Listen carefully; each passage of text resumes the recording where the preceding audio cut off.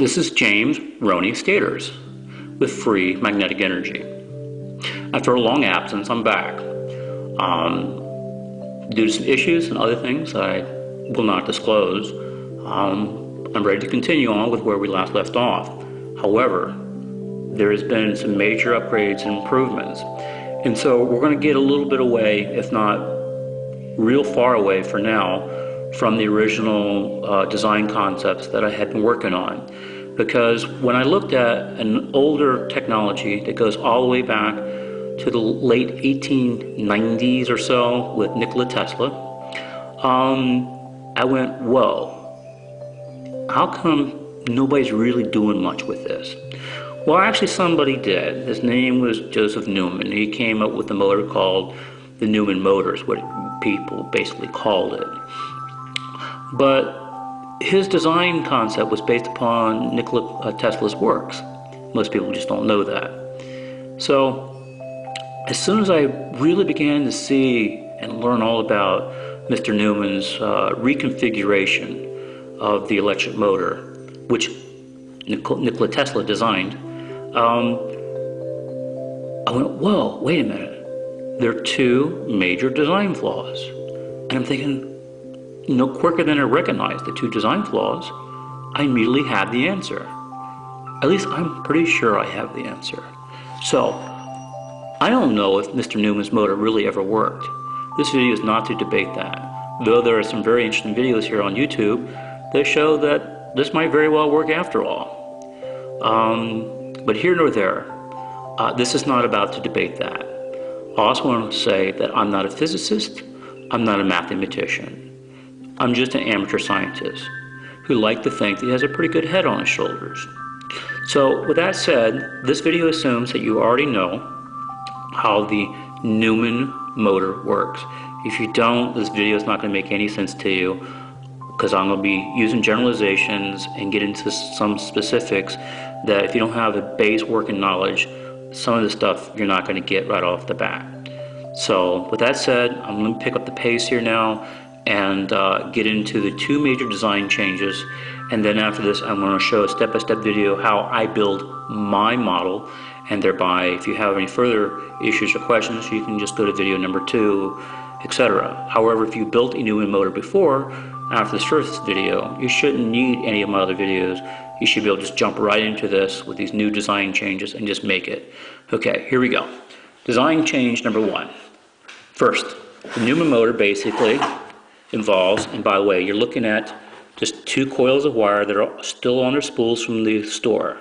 I haven't done anything yet, so everything's still in its raw form. Okay, so we have 2 coils of wire, and these 2 coils of wire, as you know it, have a magnet that spin around inside that generates the electricity that goes to the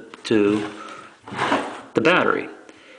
Then in turn, at the end of one revolution, as you know, we take electricity and bring it back to the 2 coils, and that in turn becomes energized, then in turn allows it to push this magnet. Okay?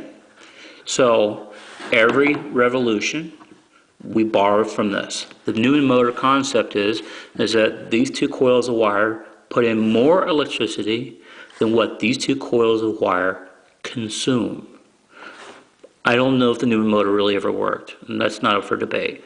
But the first design problem here is that it basically violates the laws of thermodynamics, laws of physics, and so basically this shouldn't be possible. Thereby, this battery will be dead after a few hours. Now, that's where the first design flaw I came into. So, bear with me now, because I'm about ready to take you for a loop, and then I'll close the loop and this will all make sense. For now, let's just say these are 1200 windings and 1200 windings each. Let's take these 2 big guys and move them out of the picture for now. Now, let's use 2 smaller coils of wire. But wait a minute, we have not solved anything yet, because the same problems with the 2 bigger coils of wire still exist with the smaller coils of wire. Thereby, whatever energy they send over here, more than likely they're not going to send more energy over here than what they consume, and thereby, in a few hours, the battery will be dead. So, let's still install these into the Newman motor, 200 windings each. And these windings are going to be wrapped very carefully and very special. We'll get into that later. So, okay, we still haven't solved anything. Now, let's bring these two big coils of wire back. And what we're going to do now is that we're going to build these two coils of wire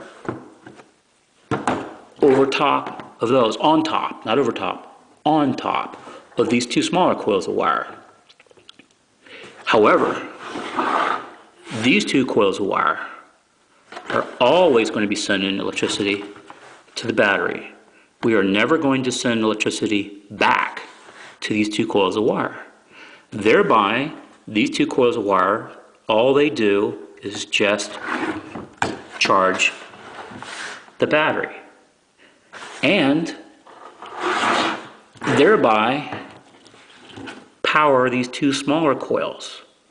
But at the same time, these two smaller coils of wire are still generate electricity and sending it back to the battery. So the whole principle here is this. I believe that these two bigger coils will produce more electricity and more current than what these two little guys will ever need. If I'm right, then this is a major paradigm shift in the Newman motor / Nikola Tesla technology. Okay, now we're not home free yet because I said there's two design improvements. Okay, that's just one. The other one is the original design concept. The original design concept for the Newman motor was round. The housing, the body of the motor was always round. And then the motor, the magnet spun inside of it around and around and around and around. Okay, the problem is that on the sides of the magnet, the coils of wire moved away from the magnet. But what if we did this? We build the housing square. So we have a square housing. By doing so, we now can make both the primary and the secondary coils of wire follow the exact edges of the magnet. Thereby, the coil will be within literally 1/4 of an inch. That's how close I'm pushing this. Within 1/4 of an inch, this magnet is going to be up near the copper winding wire, magnet wire. Now, the old Newman motor only utilized the end of the magnet. It didn't really utilize the sides. And so by us changing the shape of the housing, now we are going to be able to really get the output, the maximum potential out of this magnet. Now, I have two of these. So I'm going to be putting two of these end to end on an axle.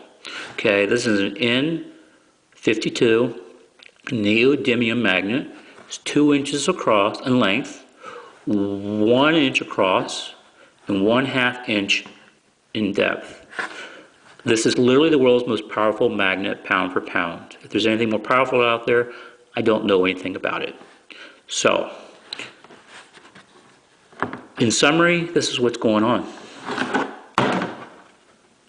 I truly believe that these two coils will produce more than enough power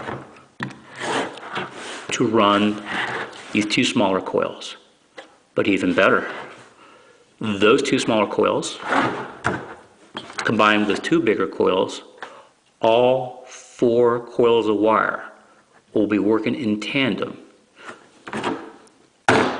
to generate electricity to keep that battery charged, which in turn to operate these 2 little tiny coils of wire. I believe in my own head that this will work, along with the design improvement with a square housing, so we can get the coils of wire right up against the magnet. And for any of those of you who've played with a magnet, knows that within 1/2 inch of the magnet, right about here, there is a super sweet spot. It becomes super powerful. And my thinking is that if I get this coil of wire within 1/4 of an inch where the coil of wire starts, it will really start to have maximum potential output. So combined with these two design changes, I basically believe, remember I believe, I don't really know this for a fact, but I believe this design change, if the Newman motor has any chance of working, and more so, if it ever really did work, and that's an if, because I really don't know, if it ever really did work, then this design change will just take the Newman motor to a whole new level. So you've already got enough to go on. If you've already built a Newman motor, you don't need to watch any more of my videos. You can just run with it and go do it. For those of you who are a little iffy about how all this works, I'm going to be making some videos how to put all this together, and also so you can see how I'm going to kind of miniaturize things and do all of this. Because I've designed some very interesting parts, and I'll also give you a parts list, specifications, and dimensions and stuff that I'm doing. I'll print them on the website or put them somewhere. Alrighty? Basically that's it. That is my upgrade design concept, and I'm sticking to it. This is James, Roney Stators, signing out for now, and hopefully I really, truly am on to something here.